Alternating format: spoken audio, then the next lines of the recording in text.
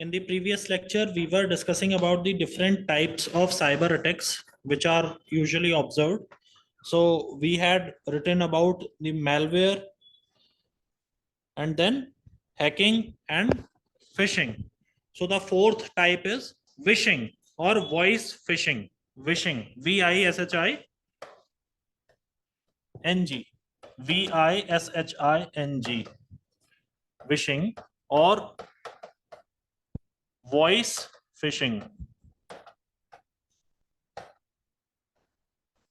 By the way, it's 4th of January 24, if it matters. इसमें continue करेंगे. When phishing is done with the help of telephonic system,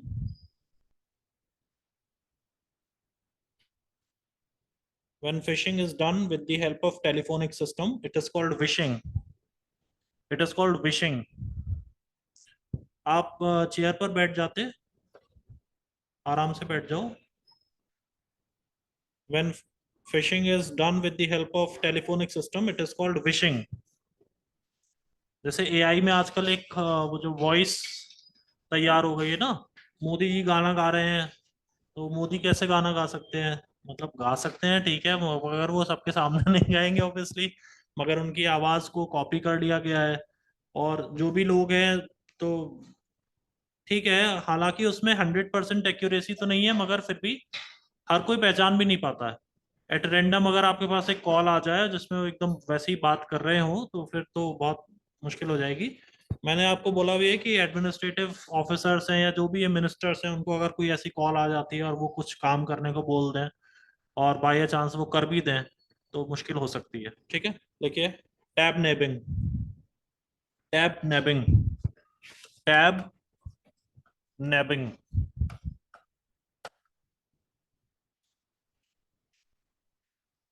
एक आजकल बड़ी अच्छी book एक आई हुई है मार्केट में, मतलब वो आईएएस सिलेबस की नहीं है.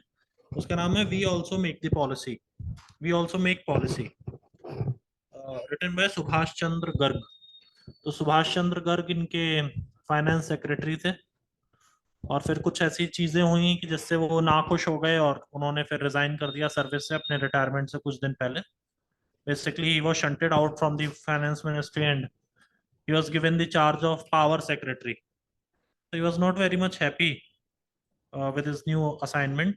एक वित्त सचिव होकर के फिर वो दोबारा पावर विभाग में भेजा गया, उनको अच्छा नहीं लगा, या जो भी कुछ बात रही होंगी या कुछ अंदर के मैटर्स हैं. उन्होंने अपनी किताब लिखी है, तो उस किताब में बहुत सारी चीजों को उन्होंने एस्पेक्ट्स को इंक्लूड किया है. डिमोनेटाइजेशन, बजट, कैसे कैसे एक अधिकारी काम करता है. तो बहुत अच्छी एक इनसाइडर्स व्यू जिसे बोलते हैं, और फर्स्ट हैंड इंफॉर्मेशन, एक ब्यूरोक्रेट कैसे करके काम करता है. तो बहुत अच्छी, अगर आप कभी कभी फ्री टाइम में ऐसी बुक्स पढ़ें, तो इससे क्या होता है, दो फायदे होते हैं. एक तो आपको चीज़ें भी पता चलती हैं, और दूसरा आपकी रीडिंग हैबिट भी इंक्रीज होती है. आपकी जितनी रीडिंग हैबिट अच्छी हो जाएगी, उतनी आपकी कॉम्प्रिहेंशन पावर बहुत बढ़ जाएगी. जब आप सी सेट में कॉम्प्रिहेंशन करते हैं, तो वो बड़े बड़े लंबे लंबे कॉम्प्रिहेंशन आते हैं और उससे एक सवाल पूछा जाता है. ठीक है, तो बच्चों ने क्या तरीका अपना लिया है कि वो मैथ्स करते रहते हैं. अभी मैथ्स पूछी जा रही है, कभी ऐसा भी हो सकता है मैथ्स ना भी पूछी जाए, वो रीजनिंग पूछ डाले, कुछ भी हो सकता है ना. जैसे आपकी बार उन्होंने कॉम्प्रिहेंशन केवल उतना ही पूछा जितना पूछना चाहिए, 27 क्वेश्चन हार्डली थे, 27-28 सवाल थे, बाकी पूरा उन्होंने मैथ्स दे दिया. कभी हो सकता है ट्रेंड फिर से बदल जाए, वो कुछ कॉम्प्रिहेंशन ही दे दें. तो एटलीस्ट आप पढ़ने के लिए जो चीज सामने लिखी है वो तो गलत ना हो. मैथ्स में तो सवाल है, वो तो गलत हो भी सकता है, बड़े बड़ों का हो जाता है, मगर जो चीज सब कुछ सामने लिखी है वो गलत ना हो. कॉम्प्रिहेंशन जो अपना पढ़ाने की जो शक्ति होती है, वो उसका एक ही तरीका है, रीडिंग. आप अच्छी बुक्स पढ़ोगे, आपको अपने आप, और उससे आपकी स्पीड बहुत बढ़ती है रीडिंग की. एक बार में समझ में आ जाएगा क्या लिखा हुआ है. ठीक है, टैब नैबिंग में लिखेंगे, it is a latest technology of fishing. It is,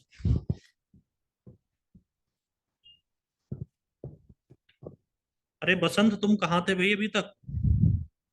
When phishing is done with the help of telephonic, sorry, tab nabbing में लिखेंगे, it is the latest technology of phishing. Full stop. It takes advantage of tabbed browsing. It takes advantage of tabbed browsing It takes advantage of tabbed browsing and silently redirects the user to affected site and silently redirects the user to affected site. This I had told you in the previous lecture itself. आप कोई website खोलते हैं, वो अचानक से आपको एक tour पे ले जाती है, वो वेबसाइट खुलते चले जाते हैं, लिंक्स खुलते चले जाते हैं, आप परेशान हो जाते हैं। ऐसे में बेस्ट तरीका ये है कि आप उसे बंद कर दें, पूरा सिस्टम ही बंद कर दें, ठीक है, और दोबारा से चालू करें, ताकि आप किसी भी ऐसे मेलवेयर से बच सकें, ठीक है। Harsha, where is your friend today? Is not, is out of station again visiting Jammu. All right. Right down. Next is whaling. Whaling. WHALING. Whaling. Sir last point में ब्राउजिंग एंड साइलेंटली के बाद एक बार repeat करते हैं। Silently redirects the user to affected site. Silently redirects the user to affected site.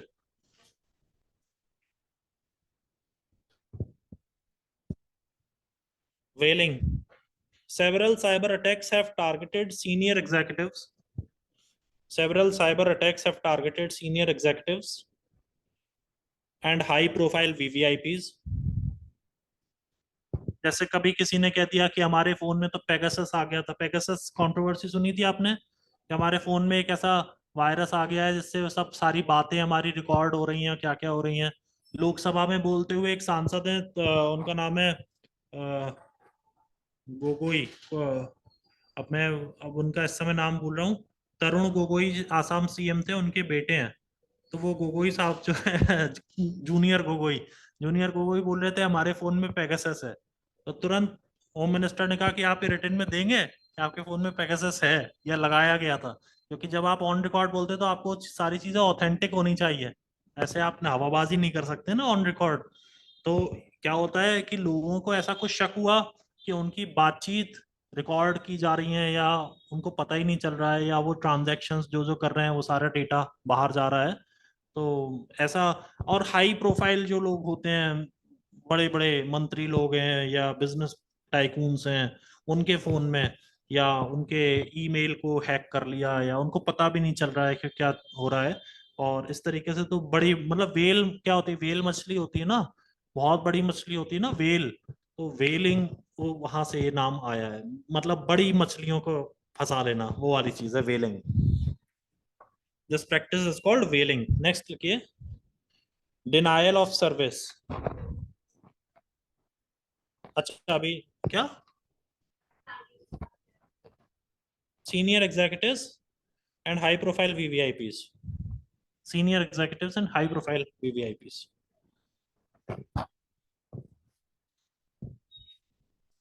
अभी आपको एक video भेजा गया होगा, जो ऑफिस स्टाफ ने आपको एक वीडियो लिंक शेयर किया होगा ग्रुप पर, वो देखिए, मिल गया आपको? मैंने एक सुबह भेजा था, वो थोड़ा बिजी चल रहे थे तो उस समय भेज नहीं पाए।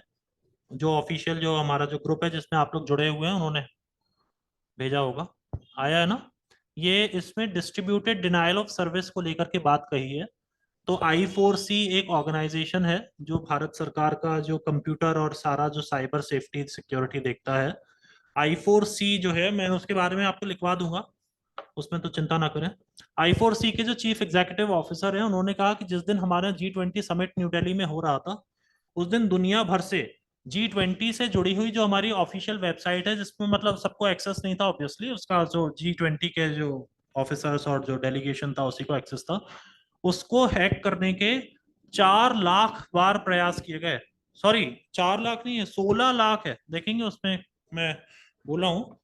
तो 16 लाख दफा या 4 लाख दफा उन्होंने कुछ एक एक बात बोली है। 16 लाख है, 16 लाख टाइम, सोचिए, तो दुनिया भर से 16 लाख बार अटैक हुआ विद इन 24 आवर्स उस वेबसाइट के ऊपर, जिसे हमारे I4C और जो हमारे जो साइबर एक्सपर्ट्स हैं, उन्होंने उसे इनफेक्टिव कर दिया। अगर वो हैक हो जाए तो समझिए, जो भारत में जो G20 समिट चल रहा है, उसकी जो जो भी क्लोज्ड डोर, जो भी कन्वर्सेशंस होती हैं, जो बातें बाहर नहीं निकल के आती हैं, ऑब्वियसली सीक्रेट होती हैं, वो सारी चीजें बाहर निकल कर आ जाती हैं और कुछ बड़ा हो जाता है। ठीक है, तो 16 लाख दफा विद इन 24 आवर्स, ये बहुत बड़ा नंबर होता है। और उसको अटैक को उन्होंने कहा distributed denial of service, DDoS। ठीक है, तो पहले लिख लीजिए denial of service, denial of service. DOS is a type of cyber attack. DOS is a type of cyber attack in which an attacker floods the target computers, in which an attacker floods the target computers with superfluous requests, superfluous target computers with superfluous requests in an attempt to overload the system, in an attempt, superfluous requests in an attempt to overload the system and prevent the legitimate requests, attempt to overload the system and prevent the legitimate requests from being fulfilled, from being fulfilled. Overload the system and prevent the legitimate requests from being fulfilled. पता ही नहीं चलेगा कि कौन सी सही है कौन सी superfluous है, इतनी सारे रिक्वेस्ट अचानक से आ जाएंगी, मेल्स आ जाएंगे, जो भी कुछ है। नेक्स्ट लिखिए डिस्ट्रीब्यूटेड डीओएस, डिस्ट्रीब्यूटेड डीओएस। मैं ऐसी जानकारी लेना चाह रहा था, ये नीलगिरी बायोस्फीयर रिजर्व है ना अपना, नीलगिरी बायोस्फीयर रिजर्व, तो ये कितने स्टेट्स में आता है वो पूरा रीजन? नीलगिरी कौन से स्टेट में है? Tamil Nadu? Are you sure? 100%? Nilgiri कौन सा पॉइंट है वैसे सबसे हाईएस्ट, वहां पे पीक कौन सी है नीलगिरीज में? डोडा बेट्टा, ठीक है, डोडा बेट्टा, ठीक है, आपने सही बोला, तमिलनाडु मुदुमलाई एरिया पड़ता है। तो नीलगिरी बायोस्फीयर रिजर्व में कितने नेशनल पार्क्स और वाइल्ड लाइफ सेंचुरीज आते हैं जिन्हें कलेक्टिवली बायोस्फीयर रिजर्व कहा जाता है? बोलो बोलो बोलो बोलो। मैंने ऐसे ही पूछ लिया, मैं आज कहीं पढ़ रहा था तो मैंने कहा ये बहुत अच्छा सवाल है। बेसिकली एक क्वेश्चन है जो ऑलरेडी बहुत से एग्जाम्स में पूछा जा चुका है। इसे घुमा फिराकर तोड़ मरोड़ कर इस सवाल को ऐसे करके पूछते रहते हैं कि वो नेशनल पार्क्स का नाम दे देंगे कि इनमें से कौन सा नीलगिरी बायोस्फीयर रिजर्व का पार्ट है, या पूछ लेंगे पार्ट नहीं है। दोनों तरीके के सवाल बन सकते हैं। या ये वाला नेशनल पार्क किस स्टेट में आता है, वो नीलगिरी का पार्ट है, ऐसा करके भी क्वेश्चन बना। क्वेश्चन बनाने वाले का तो हजार तरीके के बना लेगा। कर्नाटक से कितने हैं? यस हर्षा जी। विच? क्लियरली बोलो भाई। बांदी, Bandipur, Bandipur, okay, Bandipur. Next Kodagu district में है दूसरा, नागरहोले। नागरहोल, ठीक है। बांदीपुरा चामराजनगर में एंड मैसूरू दोनों जिलों में पड़ता है, और कोडागू डिस्ट्रिक्ट में पड़ता है नागरहोल। और तमिलनाडु साइड से दो पड़ते हैं, मुदुमलाई और मुकुर्ती, मुदुमलाई एंड मुकुर्ती। मुकुर्ती में ही आपका नीलगिरी तार मिलता है, जिसके लिए एक पोस्टल स्टैम्प भी जारी किया गया था। मुझे पोस्टल टिकट्स कलेक्ट करने का शौक है, मेरे पास नीलगिरी तार की भी डाक टिकट रखी हुई है छोटी सी, उस पर वो हिरन जैसा वो बना हुआ है, नीलगिरी तार, ठीक है। और केरल से पड़ता है Wayanad wild life sanctuary and silent valley national park. अब वो पूछ सकता है पेरियार भी इसका पार्ट है कि नहीं है, तो पेरियार नहीं है इसका पार्ट। और पेरियार और भी एक चीज के लिए जाना जाता है, दैट इज सबरीमाला मंदिर, ये ध्यान रखना। सबरीमाला, सबरीमाला मंदिर जिसमें लेडीज की एंट्री वर्जित थी, honourable chief justice of India Dipak Misra साहब और उनकी बेंच ने फैसला दिया था।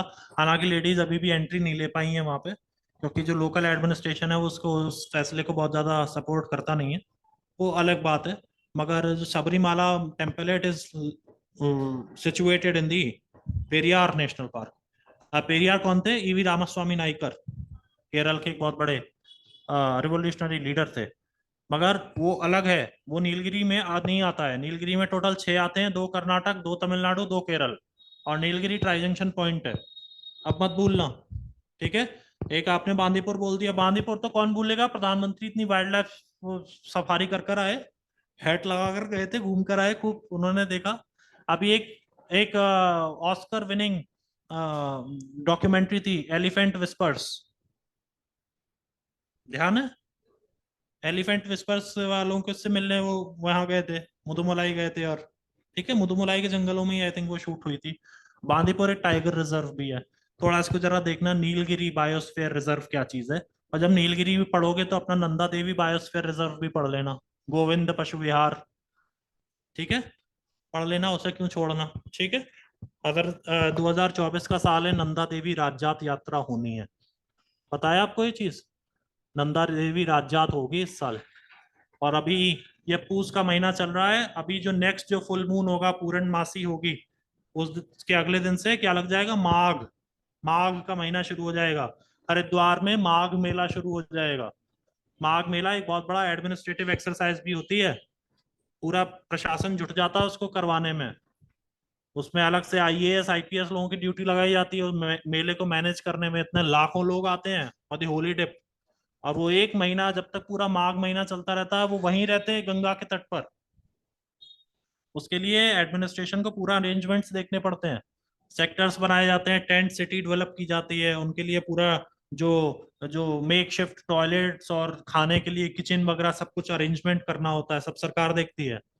यहाँ तो हरिद्वार में उतनी जगह नहीं है, मैंने प्रयागराज में देखा था। प्रयागराज में अगर आप वो टेंट सिटी पुल पर खड़े होकर के देख लेंगे, जो सिग्नेचर ब्रिज है उसके ऊपर, तो आपको तो ऐसा लगेगा जैसे इससे खूबसूरत और कोई जगह ही नहीं है। रात में इतनी बढ़िया लाइटिंग हो जाती है वहां पे, बहुत आनंद आता है देख करके।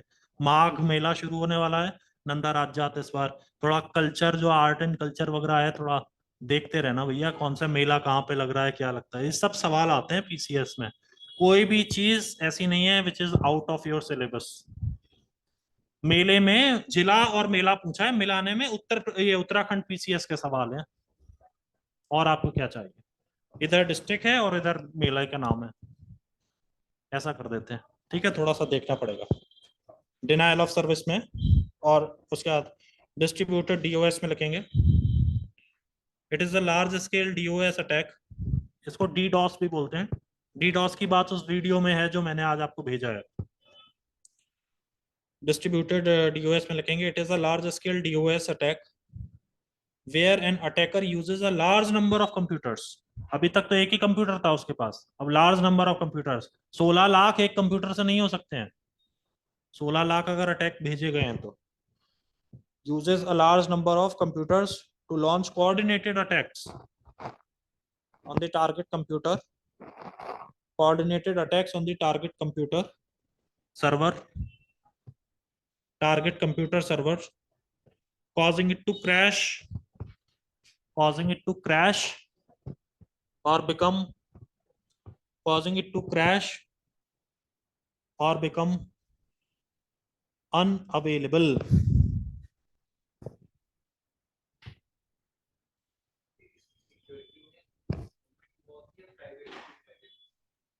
I4C एक ऑर्गेनाइजेशन है, I4C स्टैंड्स फॉर, मैं आपको बता देता हूँ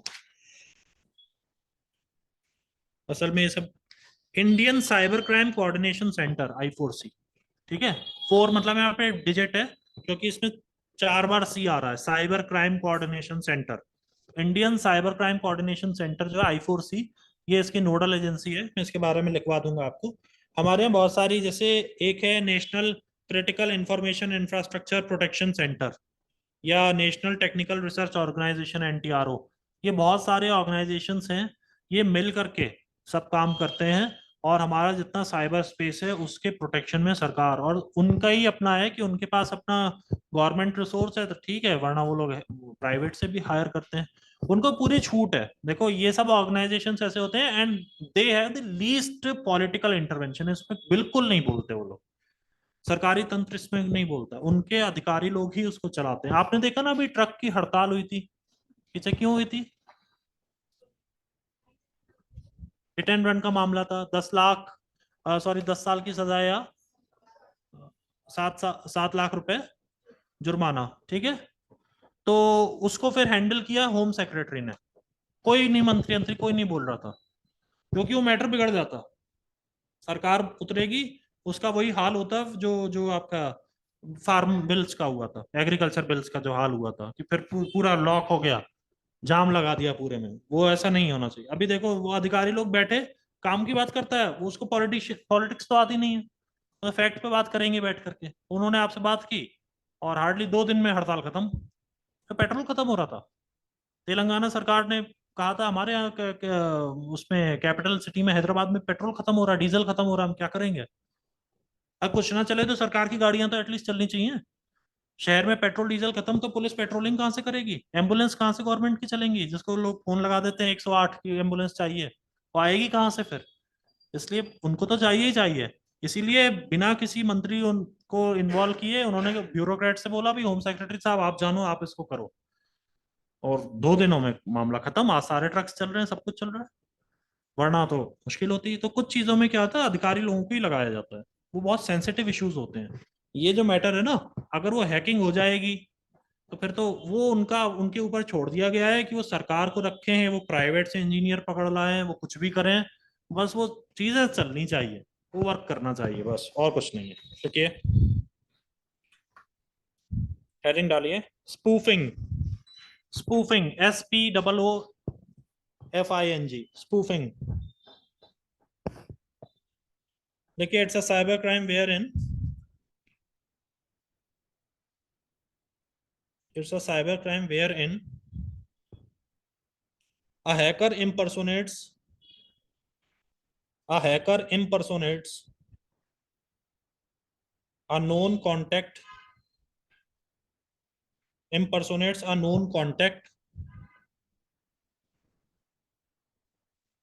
or source, known contact or source, full stop।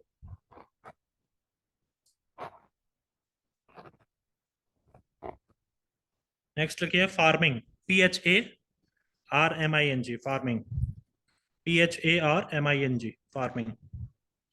it is an attack it is an attack to redirect it is an attack to redirect a website's traffic to a different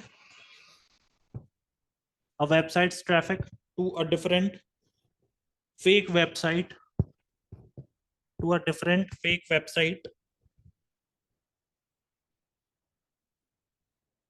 where the individual's information is then compromised, where the individual's information is then compromised।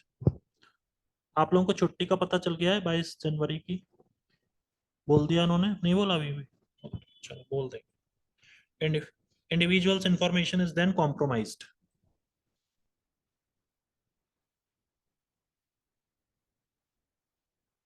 Next लिखिए, skimming. Skimming, SKIMMING, skimming.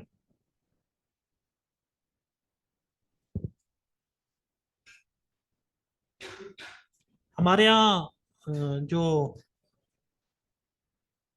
Saturated fats हैं वो ज्यादा से ज्यादा कितना उसका रहना चाहिए शेयर, बता सकते हैं? या फैटी एसिड जो होता है उसका कितना इस्तेमाल हो सकता है मैक्सिमम?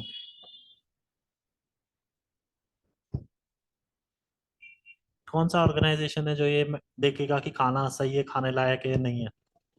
FSCI, हाँ, FSSAI, उसका फुल फॉर्म क्या है? Food Standards, Food food Safety safety Standards Authority of India। And standards authority of India, FSSAI।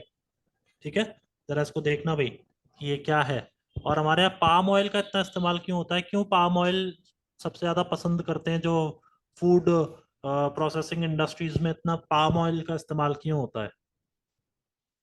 क्यों ऐसा नहीं हो सकता कि जो यूजुअल जो रिफाइंड ऑयल है, सोयाबीन ऑयल है या वेजिटेबल ऑयल है, उससे क्यों नहीं हो सकता है? पाम ऑयल की इतनी दीवानगी क्यों है फूड प्रोसेसर्स के मन में? क्या होता है? शॉर्ट? नहीं नहीं, तुक्का तुक्का लगा सकते हैं आप। मैं नहीं, उसकी उसकी बेसिकली शेल्फ लाइफ ज्यादा हो जाती है और टेस्ट को मेंटेन करने का काम होता है। आप वो लेज या कुरकुरे या आप जो जो भी कुछ खाते हैं, वो आप जब भी उस पैकेट को खोलेंगे आपको वही टेस्ट मिलेगा। ठीक है, तो ऐसा क्यों हो जाता है? वो टेस्ट को मेंटेन करके रखना, जिस दिन से बना है तो उसके अंदर एक तो एयर भरी जाती है ताकि वो बिल्कुल पैक्ड रहेगा, तो उसका जो क्रंची क्रिस्पीनेस है वो तो उससे मेंटेन्ड रहती है, मगर उसका टेस्ट वो कैसे रहेगा? तो जो पाम ऑयल होता है उसकी शेल्फ लाइफ बढ़ा देता है चीज, इसलिए। जबकि पाम ऑयल की खेती इस दुनिया को विनाश की ओर लेकर जा रही है, पूरी दुनिया को। हम देख रहे हैं दिसंबर बीत गया और जनवरी का भी पहला हफ्ता लगभग खत्म है, और अभी तक बारिश नहीं हुई है। समझ रहे हैं? बारिश होनी चाहिए थी, गेहूं अच्छा तैयार होता है, नहीं हुई है अभी तक, पता नहीं कब होगी। होली के दिन बरसेगा, मुझे लग रहा है इस बार लोग स्वेटर पहन के होली खेलेंगे, यही होगा और क्या होगा। क्योंकि बारिश तो होगी, अपने टाइम पर होगी। वो क्या हो रहा है, सीजन डिले होते जा रहे हैं क्योंकि हम पेड़ काट रहे हैं। ये चीज है, थोड़ा उसको देखना क्या क्या चीज होती है ये। और कल मैं उसकी मॉलडीव्स की और उसकी छुट्टी मनाने की बात कर रहा था। आपने पीएम को देखा? छुट्टी मना रहे हैं, पीएम तो छुट्टी नहीं मना रहे हैं। खैर, पीएम तो अपना काम ही कर रहे थे, मगर वो सवेरे सवेरे पहुंच गए बीच के ऊपर, और वो उन्होंने वॉक किया बीच पे वहां पे, जब वो लक्षद्वीप गए हुए हैं। अब तो लौट आए होंगे अभी तक। तो पीएम तो खैर हमेशा ड्यूटी पर ही रहते हैं। पीएम और ये सब पोस्ट ऐसी होती हैं, वो कभी ऑफ ड्यूटी तो होते नहीं है, इसीलिए वो ड्यूटी के टाइम में ही जो उन्हें जो इंजॉय करना होता है वो कर लेते हैं, कोई ऐसी बड़ी बात नहीं है। मगर संभावनाएं जो हैं, क्योंकि उन्होंने एक चीज की है जैसे कहते हैं स्नॉर्कलिंग, स्नॉर्कलिंग के बारे में देखना होगा। And what is the basic difference between snorkelling and scuba diving, ये देखिएगा स्नॉर्कलिंग क्या होता है। और स्नॉर्कलिंग स्पेलिंग बताऊं क्या? मेनली डेप्थ का होता है डिफरेंस। स्कूबा डाइविंग डेप्थ पे जाके होता है, स्नॉर्कलिंग आप क्योंकि उसका और पाइप जो है वो सी सरफेस से ऊपर रहने पड़ेगा। बिल्कुल। और नेक्स्ट होता है scuba. Scuba means self contained under water breathing apparatus. Scuba diving जो होती है, अगर आपने वो मूवी देखी हो जिंदगी ना मिलेगी दोबारा, उसमें ऋतिक रोशन को गहरे पानी का डर होता है। उन्हें वो गहरे पानी में ही कुदा देती है लड़की, क्योंकि वो तो ट्रेंड है। और वो लड़की कौन है? वो अपने विक्की कौशल साहब है, उनकी पत्नी है शायद, है ना? और कौन है? वो ले जाती है उन्हें गहरे पानी में, स्कूबा। क्योंकि अंदर आप पानी में जब जाएं तो वो आपको ऑक्सीजन है आपके पास, मगर डर इतना ज्यादा है। ये जान रहा हूं मैं कि पूरा ऑक्सीजन सिलेंडर भरा टंगा है मेरे कंधे पर, मुझे कुछ प्रॉब्लम नहीं होने वाली इस पानी, मगर पानी का डर, हाइड्रोफोबिया, या वो उसमें गहराई में जाने का डर कैसे होगा? तो उसको सांस पे कंट्रोल करना, ठीक है। ये सब चीजें तो ऐसी होती हैं, देखो अगर हर किसी को ये सिखा दी जाए स्कूल में तो बहुत बढ़िया हो जाए। मगर स्कूलों में बहुत पहले चला था कि बच्चों को ये सब स्विमिंग सिखाओ और ये सब हुआ, उसमें क्या हुआ कि बच्चे डूबने लग गए, कुछ कुछ दुर्घटनाएं हो गई, फिर स्कूल ने एडमिनिस्ट्रेशन ने डर के बंद कर दिया उसको। अब बच्चा डूब गया, मर गया किसी का, तो केस कर देंगे इनके ऊपर। तो लिटिगेशन से बचने के लिए बंद ही कर दो उसको। अब वो फिर सूखे होते हैं, थोड़े दिन सूखा पड़ा रहा, फिर उसमें भरवाया उन्होंने मिट्टी और ऊपर से सीमेंट लगवा के बास्केटबॉल का कोर्ट तैयार करवा दिया, जो स्विमिंग पूल बना था बेसिकली कभी एक टाइम में।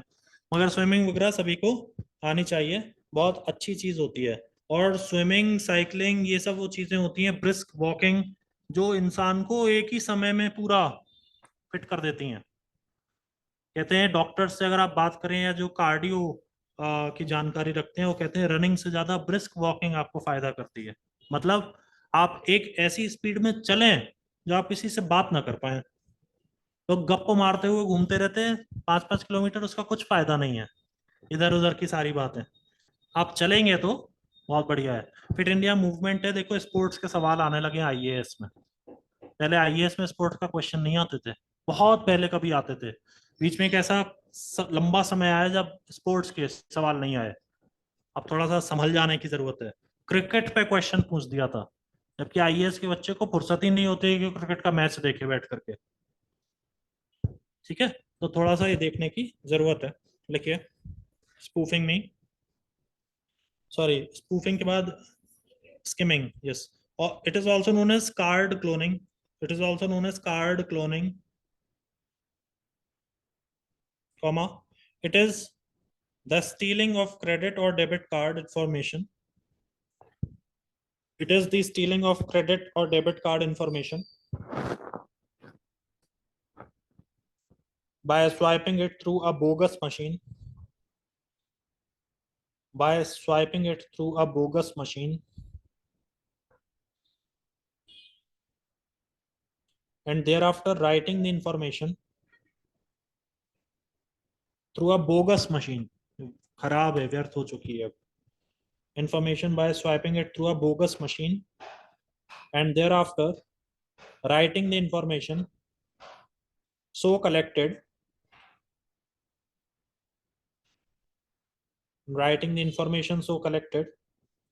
on a blank magnetic card. Writing the information so collected on a blank magnetic card. Blank magnetic card. पहले आपको एक ध्यान होगा, जो हमारा जो जैसे जो कार्ड होता था बेसिकली, जैसे कार्ड है तो इसमें इस कार्ड में पहले केवल ये ब्लैक, अगर आप इसको ऑनलाइन में देख पा रहे होंगे तो यहाँ पे आपको एक ब्लैक स्ट्रिप दिख रही होगी, मगर फिर बाद में जो आरबीआई ने और ज्यादा सिक्योरिटी करके इसमें एक ये मैग्नेटिक चिप भी लगाई है. ठीक है, अब आपका जितना भी जो भी डेटा है इट इज बेसिकली कलेक्टेड और stored in that chip only. इसको बस कुछ ना हो, बाकी तो सब चलता ही रहेगा. ठीक है, तो क्या है कि इसी चिप में, अब ये जो चिप है, जैसे जैसे हम लोग सेमी कंडक्टर्स की इंडस्ट्री जैसे डेवलप करने के लिए पीएम खास तौर पर बोलते हैं, तो सेमी कंडक्टर वगैरह में क्या होता है, चिप का ही सारा काम होता है. तो जो चिप डेवलप करना जानते हैं उनके लिए बाएं हाथ का खेल है. वो आपका कार्ड की सारी जानकारियां उन्होंने एक दूसरी चिप में फीड की और उन्हें अब केवल पासकोड की जरूरत है. वो बस 4 डिजिट उन्हें और चाहिए. जो इतना सब कुछ कर सकता है वो 4 डिजिट तो पता लगा ही लेगा.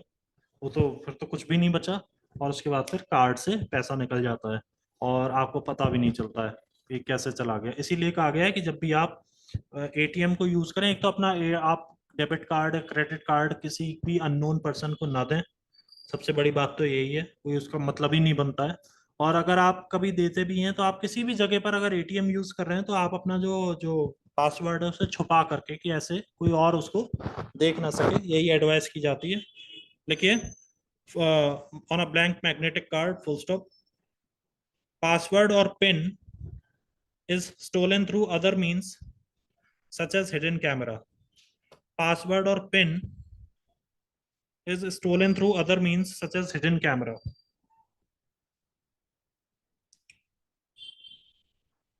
Such as hidden camera. आपको ये भी जानकर के हैरानी होगी कि एक रेडियो फ्रीक्वेंसी आइडेंटिफिकेशन होता है, आरएफआईडी बोलते हैं, उसके थ्रू वो आपकी सारा, जैसे आपके वॉलेट में या आपके बैग में जो इलेक्ट्रॉनिक गैजेट्स हैं उसको हैक कर सकते हैं. आपके बैग में लैपटॉप रखा है, वो बंद है तो वो हैक हो जाएगा. समझिए, आपका कार्ड हैक हो सकता है. इंडिया में अभी ऐसी घटनाएं सुनने में नहीं आई हैं, मगर ये सब हो रहा है. बहुत बहुत एडवांस लेवल तक लोग जा चुके हैं. ठीक है, मैंने जब ये वॉलेट जब मैंने परचेज किया तब मुझे उस दिन ये पहली बार इस पता चला. उनसे तो मैंने पूछा, मैंने कहा क्या होता है, तो उन्होंने कहा हमें मुझे मालूम नहीं. मैं घर आकर मैंने फिर चेक किया, इसमें बेसिकली इन्होंने कार्ड रख के मुझे दिया था जब मैंने एक खरीदा था. इसमें लिखा है आरएफआईडी ब्लॉक, ये प्लास्टिक के कार्ड है. इस कार्ड में कुछ नहीं है, मगर ये उसमें उन्होंने, अब मुझे पता नहीं इस कार्ड, क्योंकि ये कार्ड तो मुझे खाली लगता है, प्लास्टिक का लकड़ी का जैसा कार्ड है, मगर इस ये जो वॉलेट है इट इज आरएफआईडी प्रूफ्ड. इसके अंदर कुछ ऐसा है. मैंने इसे खोल के भी चेक नहीं किया है क्योंकि वरना फट जाएगा, ये खराब हो जाएगा, मगर इसके अंदर कुछ है. पता नहीं, मुझे ऐसा पता नहीं चलता, मगर इसके अंदर कुछ है जो, क्योंकि ये तो एक कंपनी का है तो उसमें उन्होंने सब कुछ उसके साथ डिटेलिंग दी हुई थी. तो ऐसी चीजें अब बाजार में आ गई हैं ताकि उन्हें बचाने के लिए. इसमें यह है कि जैसे आप कभी मॉल्स में जाते हैं तो आपने एक चीज देखी होगी, अगर आप गलती से उस कपड़े को, जिससे उसने वो मैग्नेटिक टैग हटाया नहीं है अभी तक, अगर आप उसे लेकर उस शोरूम से बाहर निकलने की कोशिश करेंगे तो अलार्म बज जाएगा. देखा है, कभी करने की कोशिश मत करना वरना चोर कहलाओगे. ठीक है, मैं बता रहा हूँ, बस इसको विश्वास कर लो, है यूट्यूब पे देख लेना. वो लोग वो इसीलिए उनके पास एक मशीन होती है जिसमें वो उसको ऐसा पंचन करते हैं और वो अलग हो जाता है।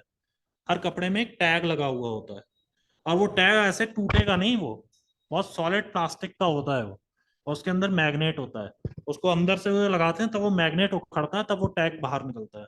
उसके बाद वो कपड़ा जाता है। कभी आप किसी मॉल में एंट्री लें तो देखना दो ऐसे लंबे पिलर्स खड़े रहते हैं, वो पिलर्स वही काम करते हैं। आप जैसे ही उसके सामने जाएंगे वो एकदम बजेगा। कभी भी ये सब काम उल्टा करना मत, ठीक है। देखिए, स्किमिंग स्किमिंग तो हो गया ना। Password of PIN is stolen through other means such as hidden camera, हो गया। ऑलराइट, एक लास्ट इसमें लिख लीजिए, सलामी अटैक। सलामी अटैक, SALM LAMI, सलामी अटैक। एक सलामी स्लाइसिंग क्या चीज है? सलामी स्लाइसिंग का नाम सुना है आपने कभी? सलामी slicing is the Chinese policy of land acquisition, और मींस लैंड इंक्रोचमेंट रादर। वो बहुत आगे तक अचानक से बढ़ाते हैं, भारत का बॉर्डर है या जहां भी कहीं उन्हें कब्जे करने हैं, वो बहुत आगे तक आ जाते हैं, फिर उन्हें मिलिट्री हाँकना शुरू करती है, वो पीछे जाते हैं, थोड़ा सा पीछे हट जाते हैं। अगर वो जितना आगे आए थे, मान लो वो इतना आगे आए हैं, जैसे वो उन्होंने इतना एरिया कवर कर लिया, अब फिर यहाँ से आर्मी को जब पता चला तो आर्मी ने उन्हें किया तो वो पीछे हटे, उन्होंने रिट्रीट करना शुरू किया, अब वो इतना आ गए, तो इतनी जमीन गई। ये होता है। तो जब हमारे यहाँ कहा गया हिंदी चीनी भाई भाई, तो उन्होंने हमारा अक्साई चिन्ह ले लिया। ये होता है, ठीक है ना। आज भी वो उन्हीं के पास है। कश्मीर जो हम जैसा कश्मीर देखते हैं, उसमें कश्मीर साइड से भी कटा हुआ है, नाम नहीं लूंगा वरना बात पॉलिटिकल हो जाती है, और चाइना साइड से भी थोड़ा सा कटा हुआ है। और वो इसलिए कट गया क्योंकि वहां पे घास का एक दिन का भी नहीं उगता है, क्या करेंगे लेके। तो ये तो सबके स्टैंड है अपने अपने, अब क्या करें, इतिहास की बातें हैं, उनको छेड़ाना ही नहीं चाहिए। एक बुक बहुत अच्छी है, 16 stormy days. 16 stormy days, Bharat के संविधान में पहला संशोधन क्यों हुआ था, कैसे हुआ था। 16 स्टॉर्मी डेज, ये बुक अगर आप कभी पढ़ना चाहें तो पढ़िएगा। देखो मैं तो नॉवेल्स पढ़ने की ज्यादा किसी, 16 stormy days, stormy STORMI sorry, मैं कभी भी ज्यादा बोलता नहीं किसी को कि नॉवेल वगैरह पढ़ो, ठीक है, सबकी अपनी अपनी श्रद्धा है, जो जो जो पढ़ना चाहे वो पढ़े। मगर मुझे लगता है जब आप पढ़ ही रहे हैं और आपका टाइम प्रीशियस है, तो आप क्यों ना एक ऐसी चीज पढ़ें जिससे आपको एटलीस्ट कुछ सीखने को भी मिले। नॉवेल से आप क्या सीखेंगे? कहानी लिखना, थोड़ा सा लिटरेचर और अच्छा आपका हो जाएगा, मोहब्बत करना सीख जाएंगे, और क्या सीख लेंगे उस नॉवल से। एक नॉन फिक्शन पढ़ेंगे तो आपको बहुत सारी जानकारियां जिंदगी की जो है मिलेंगी, अच्छी किताबें पढ़ेंगे। और देखिए, कभी क्या होता है, किताब महंगी अगर ऑनलाइन आपको लग रही है, एक तो दुकानों से किताबें खरीदना थोड़ा सा रिस्की इसलिए होता है क्योंकि दुकानदार अपना पूरा मार्जिन काट करके आपको किताब देता है, तो वो तो आपको सस्ती कभी पड़ेगी नहीं, किसी जन्म में वो किताब आपको सस्ती नहीं होगी। किताबें अगर दुकान पे सस्ती बिक रही हैं, तो शायद वो सेकंड हैंड होंगी, तभी सस्ती मिल रही हैं। ऑनलाइन बुक्स इजिली आपको चीपर रेट्स पर मिल जाती हैं, वो बुक्स आप परचेज कर सकते हैं। और उसमें भी दो वैरायटीज आती हैं, एक हार्ड कवर और एक paper back. Paper back usually सस्ती मिलती है, तो पेपर बैक से पढ़ो और खूब सीखो, खूब जानो। लिखो, सलामी अटैक में, in this cyber criminal sometimes, in this cyber criminal sometimes having access to a bank's internal information, having access to a bank's internal information,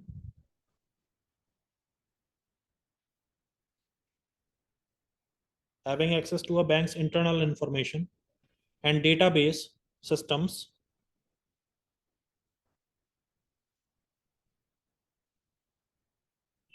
database systems, comma, transfer small amounts of money, कुछ पैसे काट लिया या 1 रुपया काट लिया आपके खाते में से, transfer small amounts of money from a large number of victims bank accounts, from a large number of victims bank accounts to his own account. From a large number of victims' bank accounts, from his to his own account. एक एक रुपया काट लिया लाखों लोगों के खाते से, कितने लाखों रुपए इकट्ठे हो गए। कितना बढ़िया तरीका है, कुछ भी नहीं किया, कमरे में बैठे हुए थे, लाख रुपए कमा लिए। ये बात बिल्कुल ध्यान रखना, मैंने एथिक्स में पढ़ाया था कि जो चीज जिस तरीके से आती है वो उसी तरीके से जाती भी है।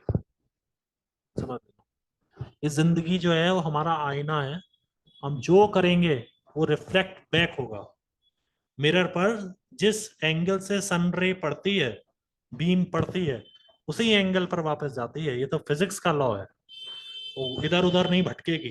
तब भटकेगी जब प्रिज्म लगा दे बीच में, जनरल कंडीशन में वो नहीं भटकेगी। जो एंगल से आई है उसी एंगल पर वापस जाएगी। जिंदगी समझ ले, फिजिक्स का यही नियम लगा लो अपनी लाइफ में। ट्रक वाले से कहा तुम्हारी औकात क्या है, अगले दिन कुर्सी चली गई, और क्या चाहिए। अब आपकी औकात क्या है आप बताइए, कुछ भी नहीं। जो जैसा आप आचरण दूसरे के साथ करेंगे, समझ लें हर किसी के ऊपर एक शक्ति है। आप भगवान माने, आप नहीं मानते भगवान में, आप मत मानो, आप उसे एनवायरनमेंट मान लो, उसे आप कुछ कुछ भी मान लो, हिग्स बोसॉन मान लो, ठीक है, गॉड पार्टिकल मान लो, जो हमें चला रहा है, कुछ ना कुछ तो चला ही रहा है हम सबको, जिसने हम सबको मिलवा दिया। वरना हम कहाँ एक दूसरे को जानते थे। हम सब आ गए, आज हम जिंदगी भर एक दूसरे को याद रखेंगे। कभी भी कहीं भी मिल जाएंगे तो हम पहचान जाएंगे, अरे हम तो एक समय में हमने साथ में काम कर रखा है। ये होता है। तो एक एक चीज है जो हमें सबको चला रही है, वो जैसा हम उसमें देंगे वो वैसे ही हमारा रिवर्ट कर देगी। चलो भाई ये लो पकड़ो, तुमने ये दिया था, अब ये लो। मंदिर में नारियल चढ़ाओगे, नारियल ही तो वापस देगा पुजारी, और क्या आपको देगा, सोना चांदी तो दे नहीं देगा। आप जो भगवान को भोग लगाओगे वही वापस आपको मिल जाएगा। तो आपने किसी से बुराई की, अब आपने लोगों के खाते से एक एक रुपया काट करके अपने खाते में डाल लिया, तो वो पैसा किस तरीके से आपसे जाएगा, आप कहाँ खर्च करोगे उन पैसों को। नशे में, परिवार तबाह हो गया, बीमारियां लग गई। फिर जलियांवाला बाग का मैंने आपको, जब मैं एथिक्स पढ़ा रहा था तब मैंने बोला, जलियांवाला बाग में बैसाखी के मेले में निहत्थे वो इनोसेंट लोग जो मेला देखने आए थे, उनके ऊपर गोलियां चलवाई। तो क्या बीमारी हुई जनरल डायर को, कि उसकी नसों के गुच्छे बनने लगे, उसके शरीर से ब्लीडिंग होने लगी, उसको उसको उससे खड़ा नहीं हुआ जाता था सीधा। उसके पूरे शरीर में ऐसा लगता था, वो उसने खुद ने कहा, ऐसा लगता है जैसे आग लगी हुई है, पूरा शरीर जल रहा है, तो बर्निंग सेंसेशन हो रहा है पूरी बॉडी में। उन्होंने कहा मैंने सही किया या नहीं किया वो तो मुझे जब मैं ऊपर जाऊंगा तब गॉड बताएंगे। ये उनके अपने शब्द हैं। आप बुरा करोगे, आपने हैकिंग कर डाली, अब वो किसी का पैसा हो सकता है, आपने तो एक रूम में बैठ करके अकाउंट्स को जो है आइडेंटिफाई कर लिया, इन इन अकाउंट से पैसा काटना है। अब वो किसी का पूरा दिन बेचारा इंसान मजदूरी करता होगा, कुछ करता होगा, तब उसके खाते में पैसा आता होगा। वो एक कॉबलर है, मोची है, वो उसके पास क्यूआर कोड है, उसके खाते में आजकल पेमेंट चला जाता है, और आपने जो खाते से पैसा काटा उस मोची का पैसा काट लिया। वो बेचारा सड़क किनारे धूप में लोगों के जूते पॉलिश कर रहा था, आपने उसका जो कमाई का था लेजिटिमेट, उसका बेचारे का हार्ड अर्न मनी थी, आपने उससे काट लिया अपनी मौज करने के लिए। तो सजा तो पक्की मिलेगी। और कोई ये कह दे इंसान ने, इंसान का कैपेसिटी नहीं है किसी को सजा देने की, सजा तो फिर अपने आप ही मिलती है। अब वो जो सजा होती है वो तो ना कहते बनती है और ना स्वीकार करते बनती है। इस बात को बिल्कुल ध्यान रखिएगा। आप जैसा जिसके साथ करेंगे वैसा ही आपके साथ होगा, इस बात में कोई शक नहीं है, बिल्कुल नहीं है। अच्छा करो इसीलिए बोला गया है, सबने शुरू से बोला है। चाहे आप एपिक्यूरस को देख लो, चाहे आप एपिक्टेटस को देख लो, चाहे आप कॉपरनिकस को देख लो, एरिस्टोटल को देख लो, प्लेटो को देख लो, सब कह के चले गए। और आज तक उन्हें, उनके जन्म को भी सैकड़ों साल हो गए, उनको गए हुए सैकड़ों साल हो गए, लोग आज तक उनको याद कर रहे हैं। कुछ तो अच्छी बात कही होगी। ठीक है, दशरथ ने किसको मारा था, श्रवण कुमार के माता पिता, श्रवण कुमार को मार दिया था, समझ रहे हैं। तो श्रवण कुमार के माता पिता को दिखता नहीं था, और लड़का उनका मर गया। कैसे मरे होंगे वो तड़प के, जो उनका एक सहारा था वो चला गया। और दशरथ कैसे मरे फिर, और दशरथ का लड़का तो भगवान था। मगर यही न्याय है। भगवान भी अपने पिताजी को नहीं बचा सकते बुराई से, अगर बुरा किया है तो संभलना तो पड़ेगा। इससे अच्छी और कोई दूसरी स्टोरी क्या होगी? वो तो भगवान है, जो हम उनकी, अब मंदिर बन रहा है, क्या क्या पीएम जा रहे हैं पूजा करने के लिए, पूरे दुनिया में उनकी आरती उपासना हो रही है, वो अपने पिताजी को नहीं बचा सके। वही हुआ जो उनके हाथों किसी के साथ हुआ था।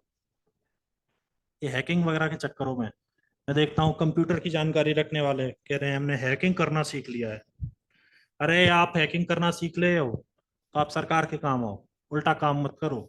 एथिकल हैकर बनो, हैकिंग को तोड़ने वाले बनो। वो एथिकल हैकर होते हैं, सरकार का काम करते हैं, लोगों के लिए करते हैं, जन कल्याण के लिए करते हैं। लिखिए, हेडिंग डालेंगे। ये तो आपके टाइप्स खत्म हो गए हैं सारे। अब हम नेक्स्ट लिखते हैं डार्क नेट। डार्क नेट क्या होता है?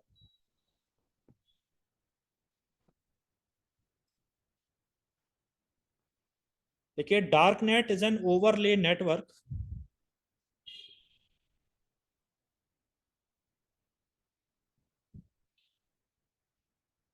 dark net is an overlay network which has been designed specifically which has been designed specifically for anonymity for anonymity and meant to be hidden and meant to be hidden। देखो, यहाँ पे मैं एक आपसे बात कहूँ, हम जो भी काम करते हैं ना, हमें इसको पता है हम इतनी मेहनत कर क्यों रहे हैं। इसमें किसी को कोई डाउट नहीं होना चाहिए। और हम सबको ये इस इतनी मेहनत में पता भी होना चाहिए कि हम जो नौकरी की तैयारी कर रहे हैं बेसिकली उसके प्रोफाइल क्या है, जॉब प्रोफाइल क्या है। अगर मैं आईपीएस बन गया मेहनत करके, तो मुझे पता होना चाहिए कि मेरे पास काम करवाने के लिए जो लोग आएंगे ना, उनमें 90% लोग दुखी होंगे, वक्त के मारे होंगे। कोई अच्छे काम से अच्छे समय में कोतवाली के चक्कर नहीं लगाता है। कोतवाली थाने में कौन जाता है? जो परेशान है, जिसके घर में कोई खो गया है, मिल नहीं रहा है, जिसके घर में चोरी हो गई है, जिसकी गाड़ी का एक्सीडेंट हो गया है उसके घर में, या उससे किसी ने मार पिटाई कर दी है, कुछ भी हुआ है उसके साथ, बुरा हुआ है, आज वो खुश नहीं है, तो वो थाने गया है, कोतवाली गया है।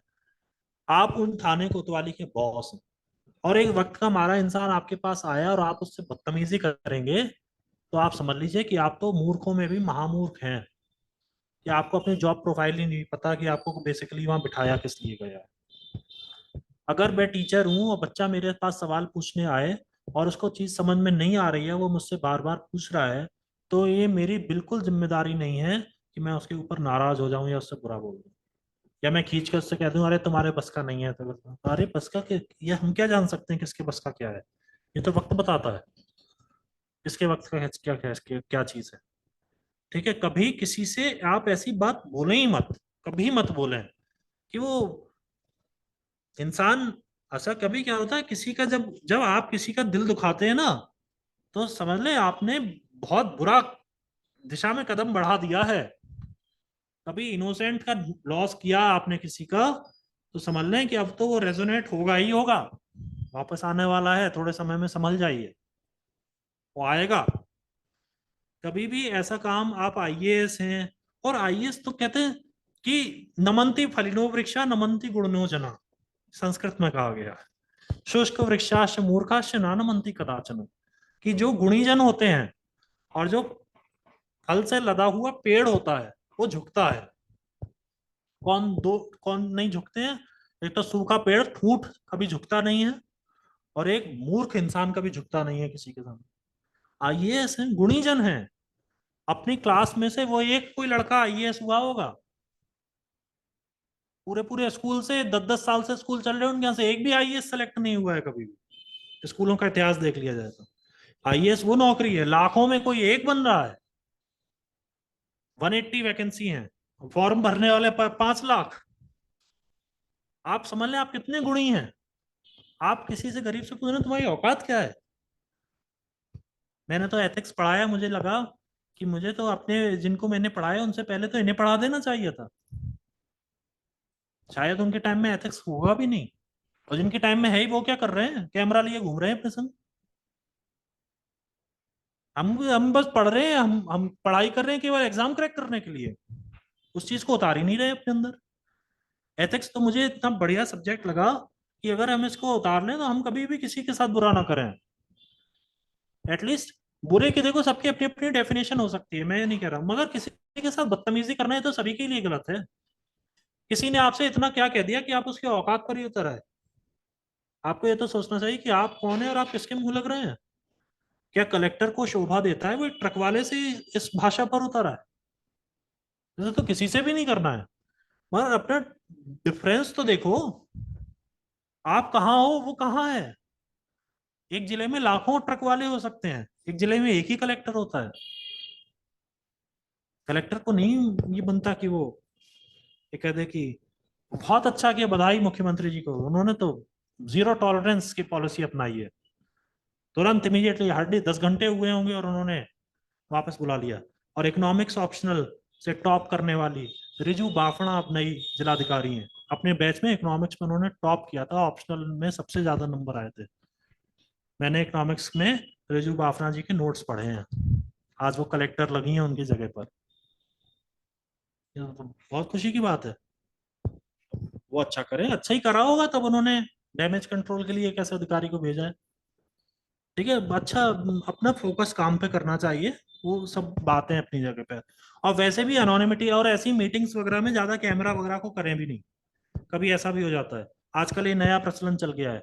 एक आईएएस अधिकारी हैं, मुझे ये बात शायद नहीं बोलनी चाहिए, मगर उनका अभी हाल ही में सिलेक्शन हुआ है। मैंने देखा उन्हें राष्ट्रपति भवन बुलाया जा रहा था, तो वो जो साड़ी पहन रही थी, वो साड़ी की अपने पिन अप कर रही थी पल्ला, वो उन्होंने उसका वीडियो बना करके डाला है। I am getting ready because I am about to visit the Rashtrapati Bhavan. मैंने कहा हे भगवान, हम सेलेक्ट हो जाएं तो हम पैंट शर्ट पहनते हुए अपना वीडियो डालेंगे क्या कैमरे पे?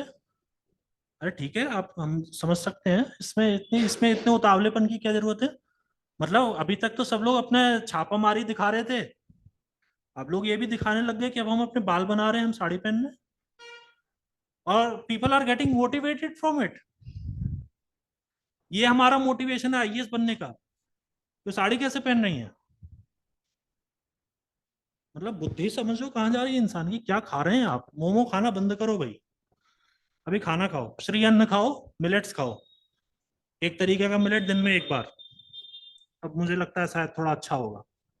ये सब तो बहुत ही, हम तो किस दिशा में जा रहे हैं, मुझे लगा कि कलयुग तो अब आ ही गया है, घोर कलयुग आ गया है। इतना पागलपन किस चीज के लिए है? आप आईएएस बन गए, आपने क्या कर दिया?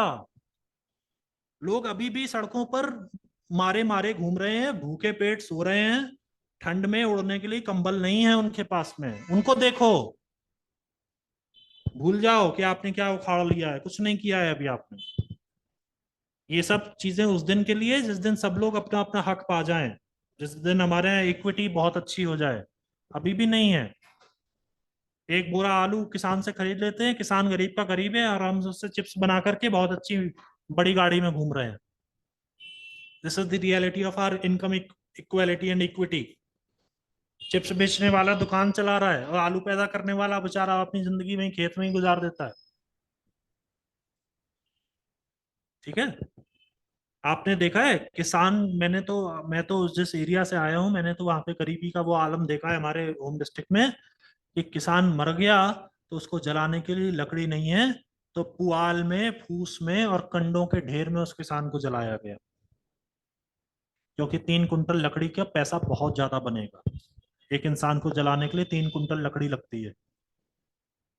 ये हालत है। हम उस देश में रह रहे हैं। हमें साड़ी पहन के उसका वीडियो डालने की जरूरत नहीं है। फैशन परेड करनी थी तो फैशन में चले जाते, वहां तो यही सब काम होता है, रैंप वॉक करते। आप क्या कर रहे हैं? किस दिशा में लोगों को लेकर जा रहे हैं? झूठ, कुल झूठ।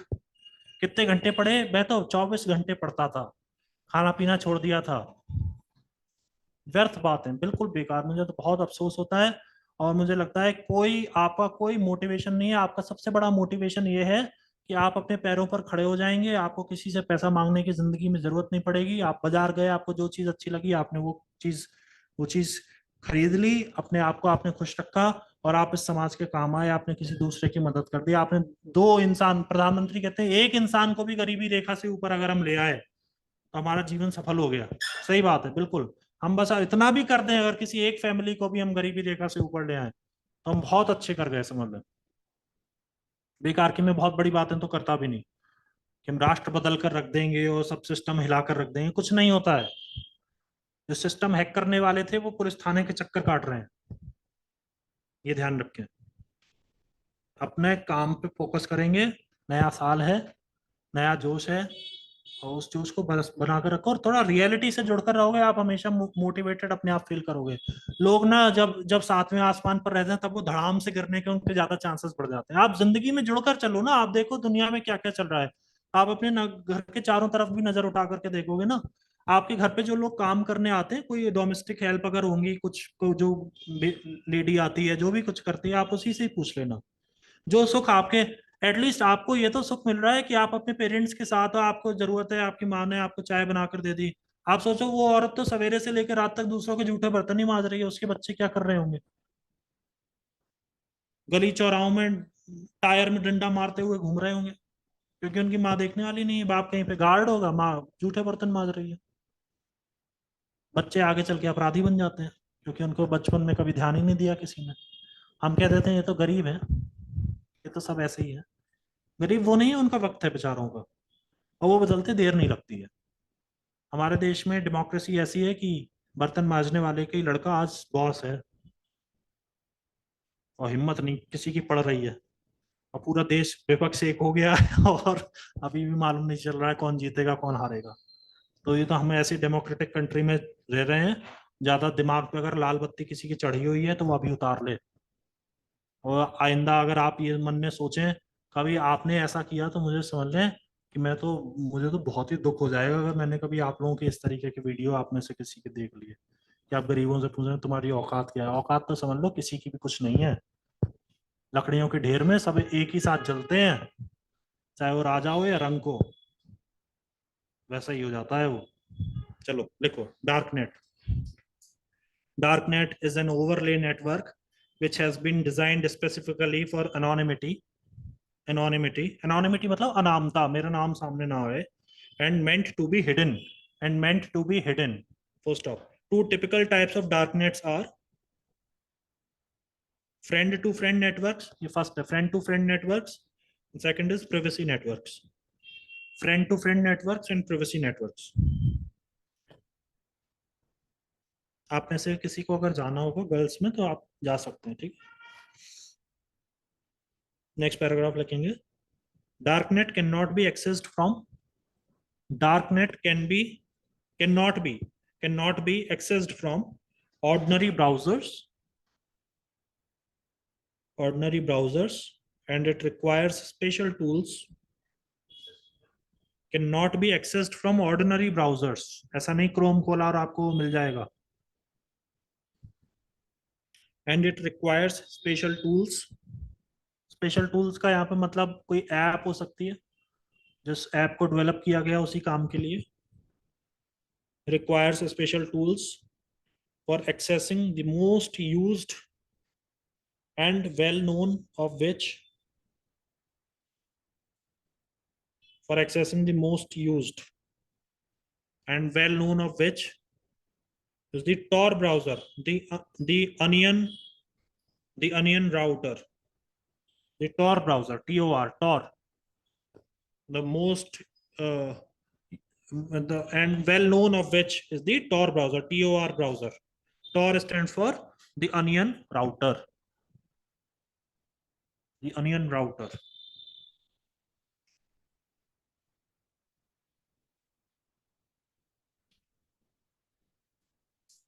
जैसे आपने कोविड के समय में, फिर हमारे देश में जब कोरोना के बाद जब रेस्टोरेंट्स खुले, तो खास तौर पर एक सिस्टम आ गया था कि आप क्यूआर कोड जो उन्होंने टेबल पर लगा रखा है, आप उसे स्कैन करें and then you can place your order. क्योंकि जो कांटेक्ट को खत्म करना था, पर्सन टू पर्सन किसी तरीके का कोई कांटेक्ट नहीं होना चाहिए, फिजिकल कांटेक्ट नहीं, तो इसलिए मेन्यू कार्ड हटा दिए गए थे कि एक ही व्यक्ति ने वो मेन्यू कार्ड पकड़ा है फिर दूसरे के पास गया तो उससे कोरोना संक्रमण फैलने का खतरा था।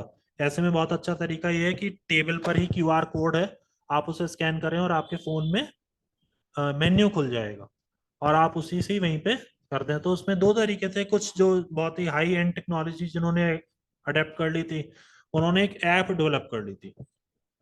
तो वहीं से आप उसी से पूरा उनका ऐप में ही आप ऑर्डर प्लेस कर देंगे और वो ऑनलाइन उनके पास पहुंच जाएगा, उनकी कंप्यूटर स्क्रीन पर वो ऑर्डर मिलेगा, वो उस ऑर्डर को पैक करेंगे और आपको दे देंगे। कितना अच्छा तरीका है। मगर ये चीज आपको गूगल पर या क्रोम पर या याहू पर या किसी और सर्च इंजन पर नहीं मिलेगी। आपको उसके लिए एक स्पेसिफाइड ऐप जो डेवलप की गई है आपको उसी में ही वो मिलेगा। मगर है तो वो भी इंटरनेट पर। जब आपने इंटरनेट ऑन किया तभी तो मिला वो आपको। तो कहाँ गया वो सारा? Dark net. समझ गए? उसके लिए हमें क्या चाहिए? Specifically for anonymity and meant to be hidden, वो सबके लिए नहीं है। सब उसे जानकर क्या कर लेंगे? अरे भाई जो रेस्टोरेंट में गया उसी को तो जानना है कि इनका क्या क्या मिल रहा है। अब सड़क चलते को क्या मतलब, जो उसमें गया ही नहीं, बेगानी शादी में अब्दुल्ला दीवाना वाली हालत है। मैं जब उसमें गया ही नहीं तो मैं क्या जान के करूंगा कि इनका क्या क्या बिक रहा है खाने के लिए। ठीक है, चलो। कभी देखा है आपने ये सिस्टम? अब तो डोमिनोज वगैरह में तो बहुत अच्छा कर दिया है, यही सिस्टम चलता है ऑनलाइन उनकी ऐप पर। Pizza Hut, McDonald's, contactless order, takeaways भी, हाँ। कितना अच्छा है। तो आप कर लो। और टेक अवे में भी उन्होंने कर दिया है। टेक अवे में उनके काउंटर पर रखा हुआ है, आप उठा लो, वहीं बैठ के खा भी लो। उससे भी उन्हें कोई एतराज नहीं है। उन्हें तो किसी चीज से कोई एतराज होता ही नहीं है, बशर्ते आप अपनी हद में रहे। तो मुझे वो सिस्टम बहुत बढ़िया लगता है। और एक इंसान को थोड़ा ना ये सीखना चाहिए, जब आप किसी टेबल पर बैठते खाना खाने के लिए, जब आप खाना खा के उठें, आप अपनी चेयर को अंदर करें, थोड़ा सभ्यता सीख लें। लोग ऐसे जाते हैं, सोचते हैं हम राजा हैं, वेटर तो लगा ही रखा है इन्होंने, वो करेगा। वेटर कर देगा, उसको उससे सैलरी मिल रही है, मगर उससे पता चल रहा है आप किस बैकग्राउंड से आ रहे हैं। और अपना कायदा अदब सीखना चाहिए। ठीक है, बहुत ज्यादा नहीं मगर इतना तो कर ही सकते हैं। आपने अपने घर में भी अगर आप डाइनिंग टेबल पे खाना खा रहे हैं, आप अपनी चेयर को अंदर करें। फौज में एक चीज होती है, ऑफिसर लाइक क्वालिटी। एसएसबी में 5 दिनों में जांची जाती है कि ये इस लायक भी हैं कि इनके ऊपर इतना खर्चा किया जाए, इन्हें पहले एनडीए बुलाएं फिर हम इन्हें आईए में भेजें। ठीक है, तो कुछ वैसा ही सा है वो, ऑफिसर लाइक क्वालिटी। तो आप अगर अधिकारी इतना बड़ा बनना चाह रहे हैं तो आप अपने अंदर भी थोड़ा सा सीखिए, कहीं ऐसा ना हो कि वो बिल्कुल ही नया हो जाए आपके लिए ये सारी चीजें। देखिए, deep web, deep web, deep web और dark web refers to websites on a dark net. Deep web और डार्क वेब, देखो डार्क नेट और डार्क वेब में थोड़ा समझ लेना, कंफ्यूज होने की जरूरत नहीं है। डार्क नेट प्लेटफॉर्म है, डार्क नेट ऑनलाइन में ध्यान देंगे। Dark net is a platform and dark web is the content which is available on that particular platform. समझ गए? Dark net versus dark web. Web क्या है? कंटेंट। वेब ये होता है ना, वर्ल्ड वाइड वेब, जैसे डब्ल्यू डब्ल्यू डब्ल्यू हम बोल रहे हैं, पूरी दुनिया में जो कंटेंट देखा जा रहा है, तो वो वेब है। और वो वेब, वो जो पर्टिकुलर वेब है जो सबके लिए नहीं है, कुछ खास लोगों के लिए है, वो जिन खास जगहों पर उपलब्ध है, उसको हम डार्क नेट बोल रहे हैं। तो dark net is a platform and dark web is the content available there. लिखेंगे इसमें, डार्क वेब में डीप वेब और dark web refers to the websites on a dark net, refers to websites on a dark net, full stop. These pages can't be searched by a normal search engine. These pages can't be searched by a normal search engine without appropriate permissions. Without appropriate permissions. Full stop. Normal search engine without appropriate permissions. लिखिए, only 4% of internet, only 4% of internet is accessible through regular search engines. Only 4% of internet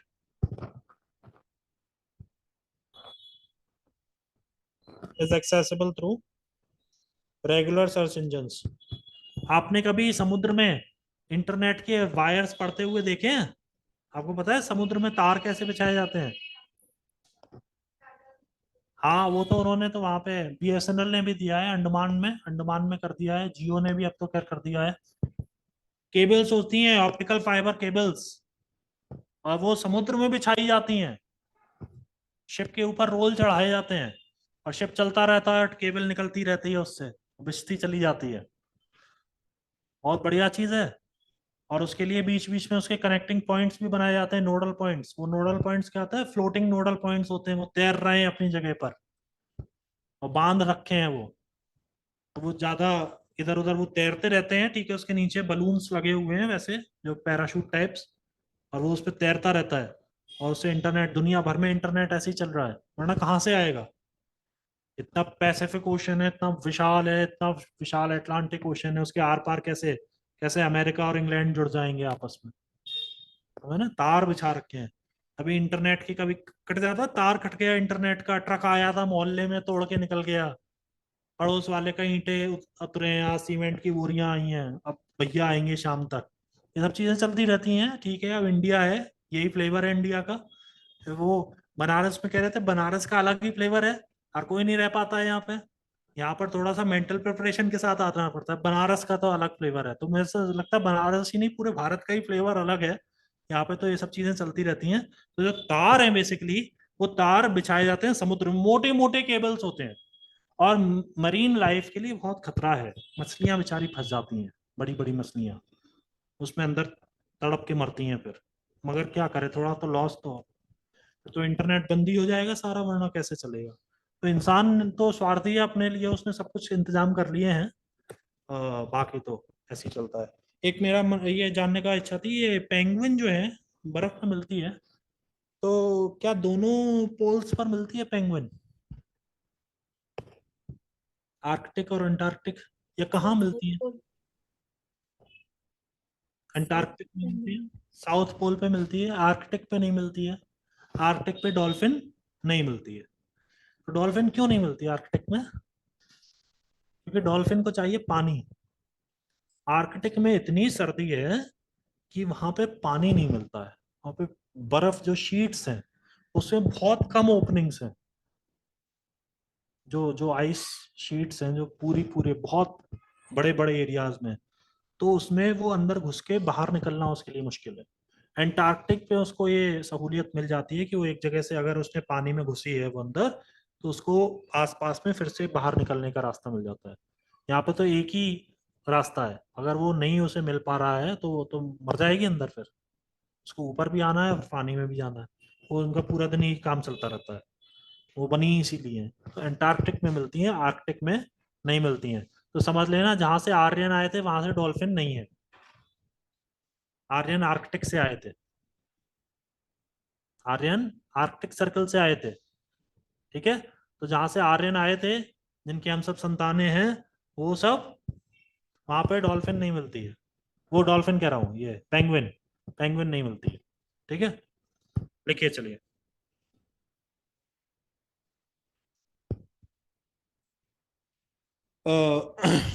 only 4% of internet is accessible through regular search engine, it is called surface web.